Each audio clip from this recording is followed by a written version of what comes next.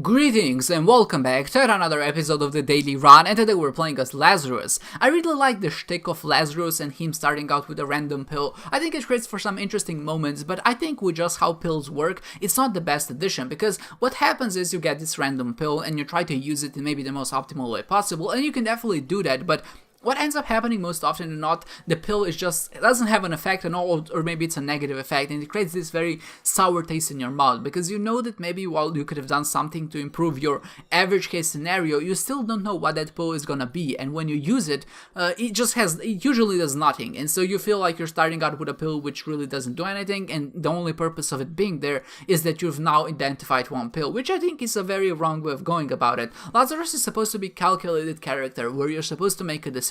Will I sacrifice myself early on or later on in hopes of maybe getting a damage upgrade, or maybe can I save my red health for the second floor and then try to get a devil deal there and then maybe respawn out of that, and that would be usually the optimal case scenario, but it still creates this tension, risk versus reward type of situation where you have to know on when you want to sacrifice your HP. So all of your red hearts, all of your spirit hearts, just to respawn, and maybe when that point in time is actually a good opportunity to do so. And I think that's a very interesting concept, but when you have a pill which doesn't really do anything, or maybe has even a negative effect, doesn't really work with that, it creates this situation where you're not really sure on what you're supposed to do with it. So do I use it in a random room, hope it's good, or maybe do I use it in a situation where I try to teleport out of the curse room, or just try to utilize it in some way? And because you don't know what the pills does, and because there's so many pills in the game, and some pills work well if you don't have a lot of HP, some work better if you do have a lot of HP, and you never really can know when it's gonna be the good time or the best time to use that particular pill that you got, and for that reason you usually just use it and then nothing happens, or maybe sometimes you get a tears downgrade and that really sucks. What would be even better in my opinion is either give him an effect which doesn't really, which removes the negative pills out of the pool, and maybe that's more of a band-aid solution. I think an even better approach would be to just give him a pill pool that's just related to him, so essentially give him a pool out of some predetermined amount of pills, and he can only get those 10 or 12 or however many pills you decide to give him. And I think that would make a more interesting and compelling reason to play him, because then suddenly you would have a decision to make. So do I want to use my pill in this situation, or maybe because there could be this other pill, and because there are only a limited amount of them, you know that there's a good chance that something else might occur. So you would just be in a situation where I feel like you would have more control over what your pill is gonna do and what its effect is gonna be. And I think that's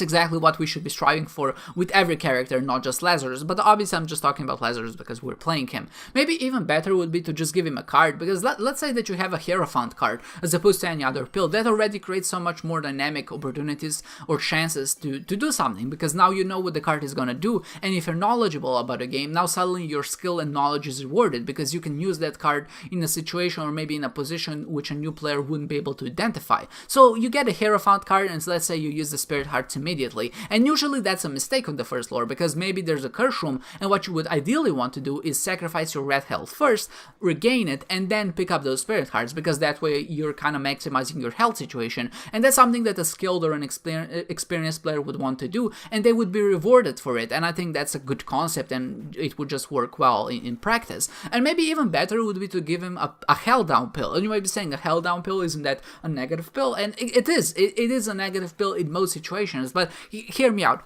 What you could do with the held down pill is now suddenly this decision on when you're going to sacrifice becomes a bit more important. In some situations, let's say you find the Chaos card, and suddenly now you have to decide, do I stick with this Chaos card or with the held down pill? And obviously in a lot of, or not a lot, I would say in every situation, you would want to take the Chaos card. So now suddenly you are forced into a decision to make. Do I want to sacrifice my health away so I respawn as Lazarus too, so I can immediately use my held down upgrade pill? Because if you don't know, if you have only one red health, the held down becomes a health up, so it essentially would leave me at sacrificing only one red health container instead of the usual two. Or do I want to save my red health so I can potentially trade it in on the second floor in the devil deal? And that's, I think, a decision that would be a much more engaging, much more compelling, and then you would be rewarded based on what you did.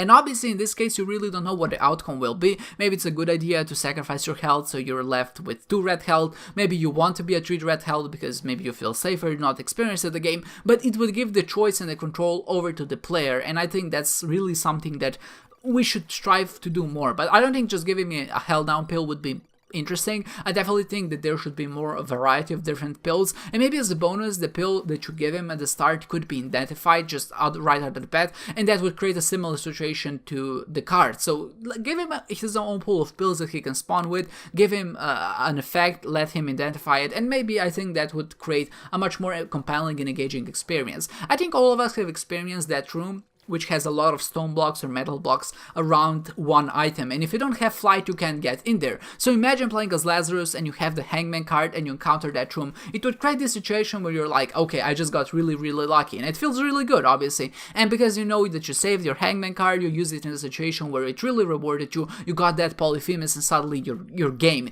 And you couldn't do that with any other character, and I think that would give him some uniqueness and some maybe more perspective and fun things to do. Obviously, Azazel can fly over because he has flight, but forget Azazel, he's in a class in a league of his own. I want to touch the daily here, what I was doing, because there's some crazy things that have been going on in the background. But essentially, I found the Ivy Bag early on, I got the Tarot Cloth, I used the Temperance card, I spawned 2 Blood Banks, and then I played them until one of them luckily paid out with the Ivy Bag. And with the Ivy Bag, of course, you're just able to do so many things. But in this particular daily, it did turn out to be really interesting, because the next work had Curse of the Unknown, or maybe Curse of the Blind, the curse that doesn't allow you to see items. So I just went into the Curse Room or the Challenge Room,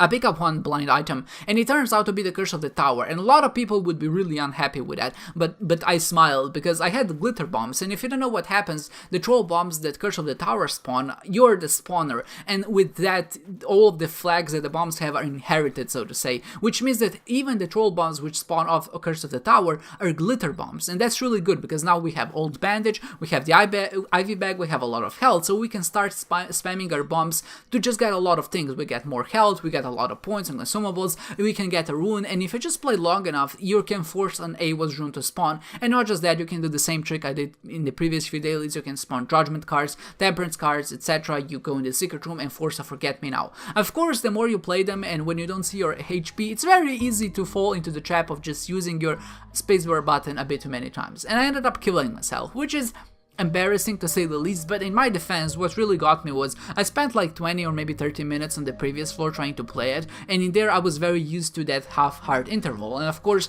I knew in my mind that when I entered the Womb 1 or Womb 2, I would be only able to use it 4 times before my red hearts were depleted, because you get 1 full heart of damage every time you use the Ivy Bag here, and I had that in my mind, but for some reason I was in a situation where I felt like even though I pressed the spacebar button 4 times, I felt like I could press it again because I felt like I had spirit cards to support it, but it did turn out that I didn't have them, and I was maybe a bit too overzealous with the Ivy Bag, and I'm really upset about this, because not only did I spend a lot of time on just trying to break the game in this sense, but it also did lead me to having a really good score in the end, and I think I would be able to get to Shoal very easily, and my damage penalty wasn't that high as of some other people which I've seen which had a similar daily, and obviously with Firemind and Curse of the Tower, you can imagine that a lot of people would have a very naturally high damage penalty. So I'm kind of bummed out, because this was my opportunity to shine through. I really think I do well in this bad run, so to say, and I do think I did get a bit lucky with the Ivy Bag, but just knowing that I can abuse that combo was really exciting to me. And I think whenever I find bad items which people really don't like and I'm able to make it work, or maybe even better, turn them into a win or a really good score at the end, that's something that a person can be proud of, at least in some twisted sense. And it did turn out to be what it is, and maybe this was more of a talk on pills and Lazarus, since I do feel like that combo is not as engaging or exciting, but obviously you can do a lot of things with it. It just takes a lot of patience and time, and if I can get it going, it's really good, but maybe I'm just throwing it out there so you know what to do the next time. So maybe you see Curse of the Tower, the next time you have the Ivy Bag, you won't be as upset, because you know that there is some potential for breaking the game there. Either way, I hope you enjoyed this one, and I hope to see you next time.